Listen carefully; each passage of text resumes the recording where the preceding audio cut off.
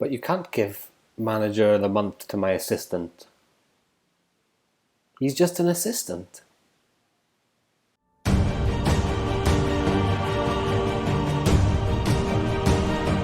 Hello and welcome to another video brought to you by the good people at FM Wonderkids. Today we're reviewing season number 16 of the Wolverhampton Wonderkids saga. Now, if you're not aware or if this is your first viewing, welcome to the show. I'll just explain it a little bit. So we started off the Wolverhampton save back sometime last year when my daughter was born. I say sometime last year, I know the exact date, 27th of November. And we began playing it, and then eventually we put it up on YouTube.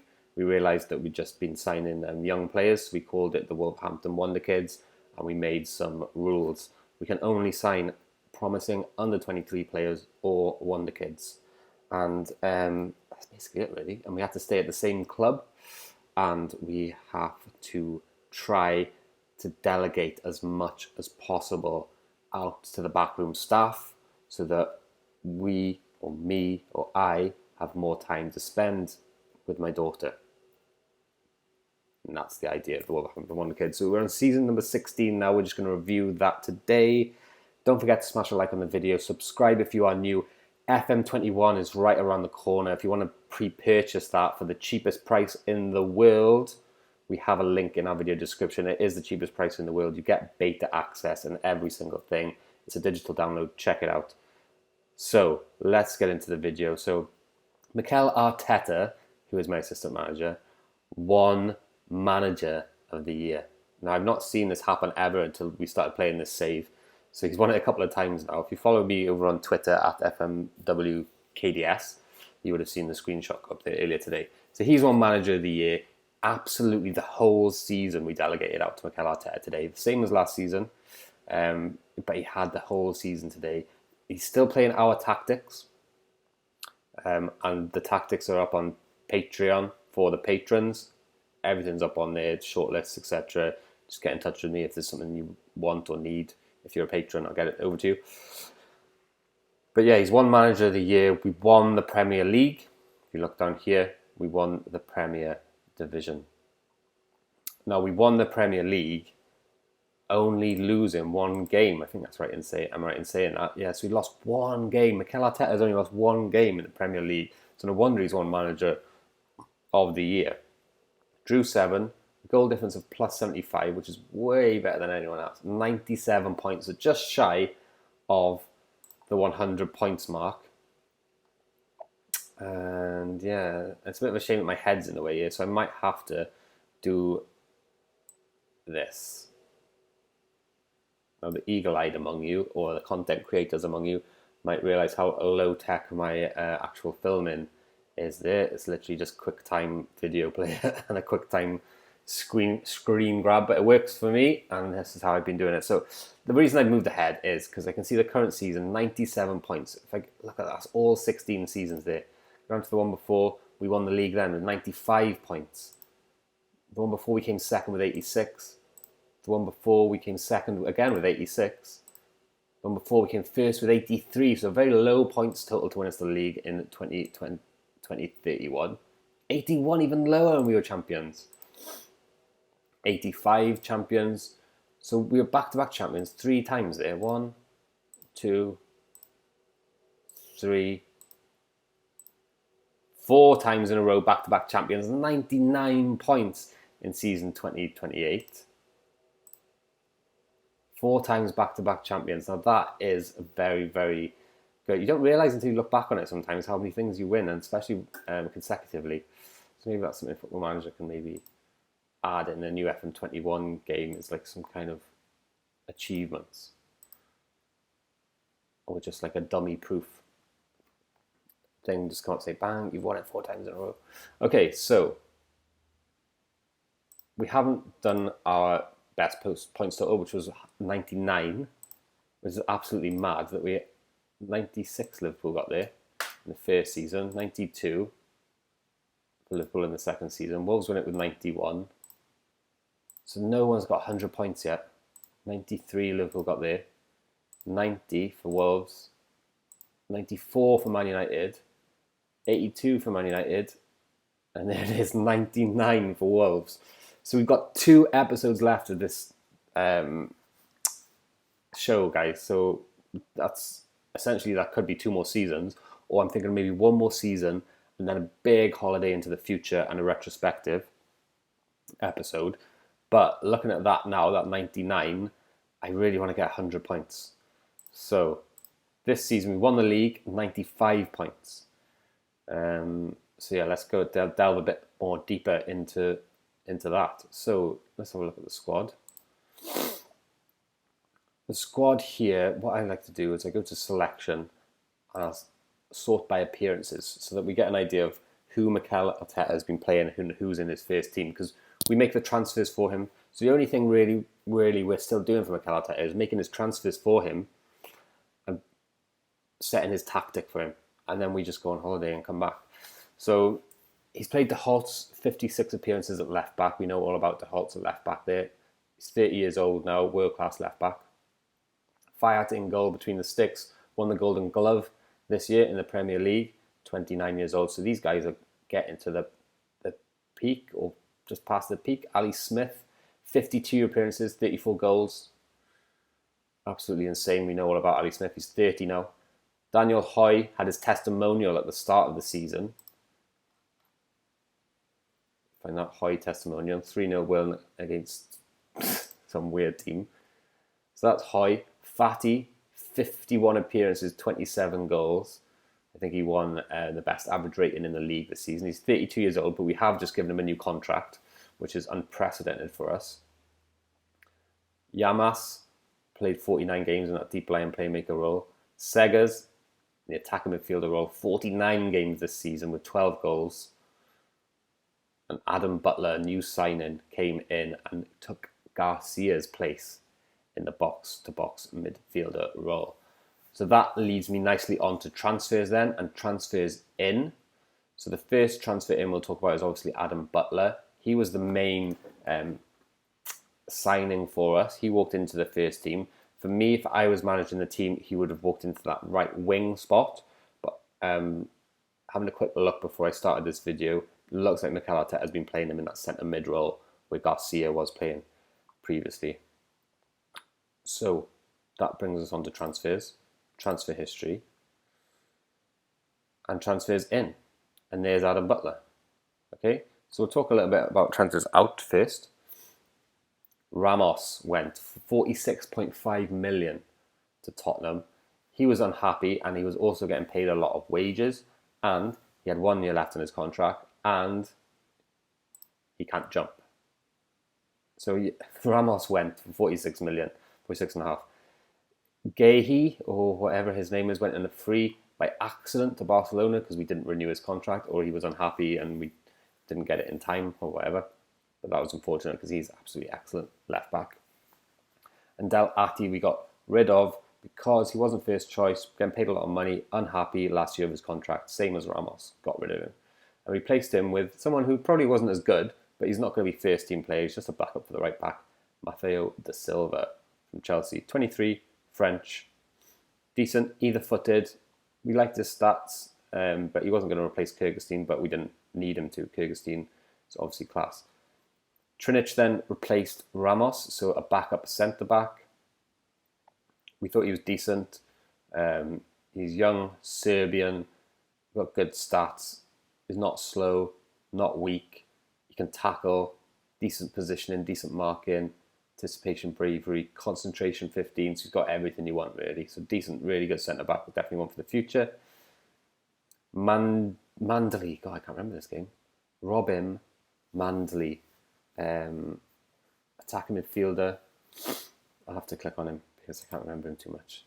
Okay, attacking midfielder, striker. I can't remember bringing this guy in, but he's good, look. So he's first touch, dribbling, finishing, long shots, passing. So he can play anywhere, really, in a from top half of the pitch, but he's only natural in those 2 positions there. Where did we get him from? So we bought him from Basel. He's played 18 games. He scored 5 goals, so Mikel Arteta likes him. His stats are good.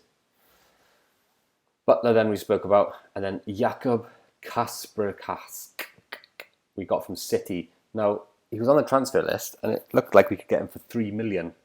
So I made an offer of 3 million, but they ended up wanting 20 odd. So we got him for 20. Backup centre forward, because our centre forwards are kind of getting quite aged now. Mason Greenwood's like 32. And apart from that, we've only really got Ali Smith left. Obviously, Ali Smith's insane. He's a first choice, but we needed a backup. So here he is. He's decent. We're happy with it. To be fair, we are happy with this guy as a backup. He knows he's a backup as well, which is key.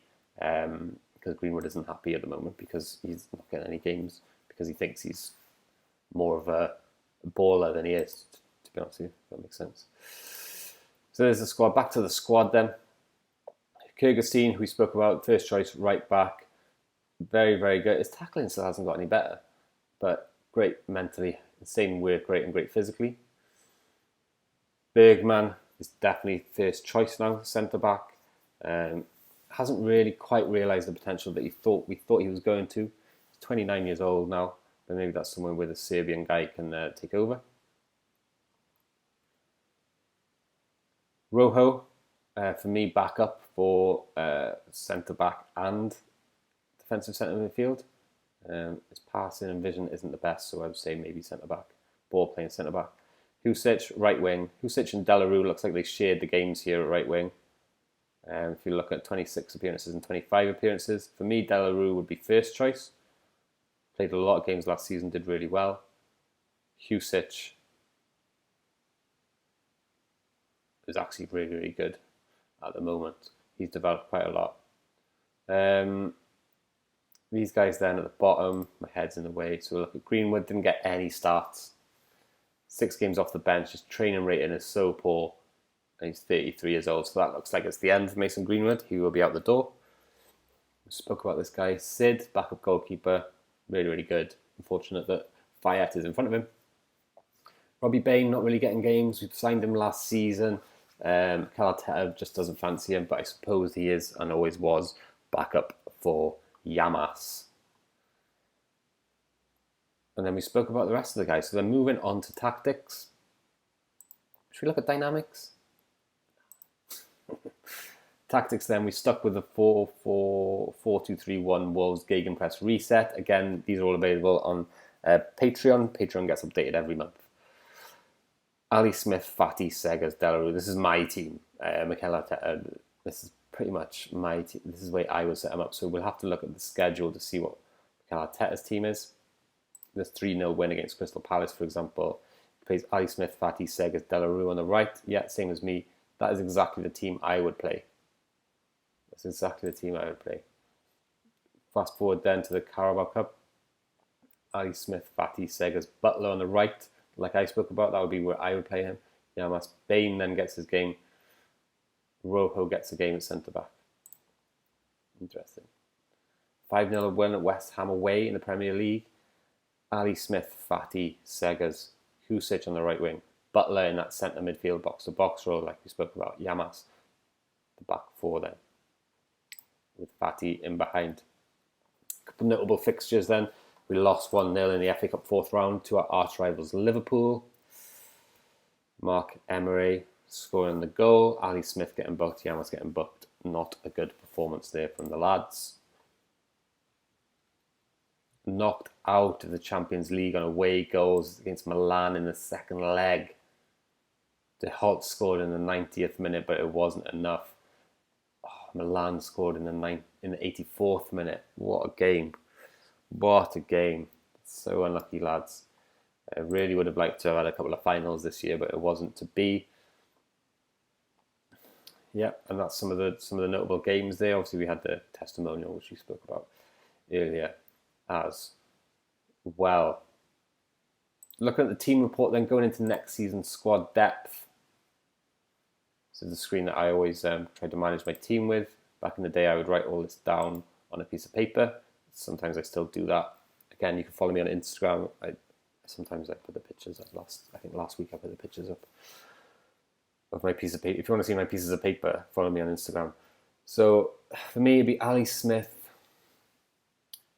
No, this is the kind of thing I like to do. It'd be Ali Smith, Fati, and Thing for backup. And for me there, it'd be Fatty. I think we need to invest in this position because Delarue isn't an inside forward. Bergman's a centre-back. Husic, I don't think is capable of playing that role. Ooh, Husic. Okay, so Husic will be back up there. He is a nobody and he is a nobody. But so I still think we need to invest in that position. Seggers, yes. Ali Smith is great at that position as well. Garcia is a box-to-box. Husic, no. Where's the man who we did play there? Where's that new signing? Okay, this is where we need to add players. From the under-23. There's a guy in the under-23s, okay, which needs to be put in that position, which again leads us nicely on to the development centre. We'll have a look at the under-23s. We'll have a look at the under-23 squad. If we look at reports here, we can see who's potentially ready to step up, okay? So these guys, 3 stars, I would say, generally ready to step up. Fluge is a striker, but unfortunately, Fluge cannot finish. So for me, Fluge either has to stay and develop himself in the under-23s or go out on loan. There's no way Fluge is getting into the first team without finishing ability. Mandley, this is the guy who's going to be back up to Seggers for me. He played a couple of games this season in the first team. Let's have a look. Selection history. He made 18 appearances and scored 5 goals in the first team. He is getting the step up. So we just right-click squad, move to senior squad, and there he is. Mustafa Kane, an 18-year-old striker who, when you look at his stats, is probably ready to step up into the backup position. So we will put Kane up there as well. Mustafa Kane. And Richard Rees, although he has got huge, huge potential, he's left-footed, which is a problem if he's playing in that attacking midfield right position, because our tactic at the moment requires a winger and not an inside forward. And if we do change it to inside forward, we haven't got a backup to use for Richard Rees. So that's one for the future. I don't think Richard Rees is ready for the striker role because, again, his finishing and composure isn't there for me. So he can stay or go on loan. These 2 guys can move up. Let's go back to the team report, back to the squad depth, and we should be able to add Mengdi, or whatever his name is, into that attacking midfield position. There he is. Mantley. Okay, Mustafa Kane comes out. Fatty comes out there because he's already left winger, and we can't rely, because he's getting old, we can't rely on him to back up on so many positions. So that goes like that. So we've got 3 there. Mustafa Kane, really? Inside forward? No, he comes out. We've got to invest in that position. Delarue and Husic there, yes. Fatty, no. Butler, though, yes. Greenwood, Kane, get those guys out. So I generally want 2 players in each position, a first choice and a backup. And the first choice and the backup can't be first choice and backup on another position. So, for example, we've got Ali Smith and Kane here. So it's not really ideal that Ali Smith is back up here. So we got to be able to rely on number 3 there, if that makes sense. So we got Delarue and Husic there, yeah. Yamas and Butler, no. Okay, Garcia and Butler, yes. Seggers, no. Rojo, yes. This is the box-to-box position. So I can rely on Adam Butler and Garcia to play box-to-box, but then Adam Butler is also 3rd choice right wing as well.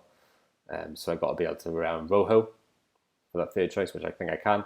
Yamas and Bain are my deep line playmakers. So Seggers, Garcia, Rojo come out of that position.